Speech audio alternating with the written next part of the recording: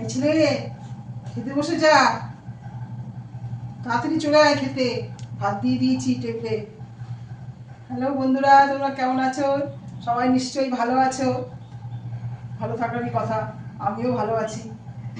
বন্ধুরা দেখো, আজকে তোমাদের কাছে আবার একটা নতুন নিরামিষ আইটেম। শনিবার আজকে নিরামিষ আইটেম। এই যে আজকে আমার সোয়াবিন ডে। এই যে দেখো, নিরামিষ সোয়াবিন ডে। আমার ছেলে সোয়াবিনের তরকারি খেতে ভালোবাসে, এই জন্য আমি আজকে এই যে সোয়াবিন আলু পটল এটা দিয়ে মানে সবজি দিয়ে তরকারি বানিয়েছি। আর এদিকে দেখো, এই যে লাল শাক বানিয়েছি। লাল না, এই শাকটা জানিস তো, এটা মানে হচ্ছে লাল নোটে আছে না, সেই লাল নোটে শাক।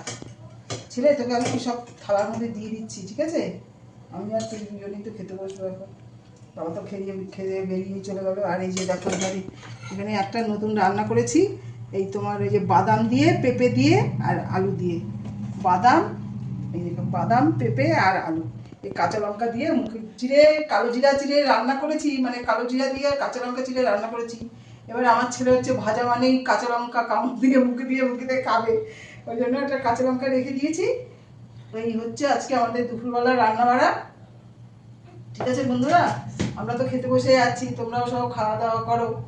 আর ততক্ষণের জন্য রাখছি, আবার পরের ভিডিওতে তোমাদের সাথে দেখা হবে। ঠিক আছে, টাটা।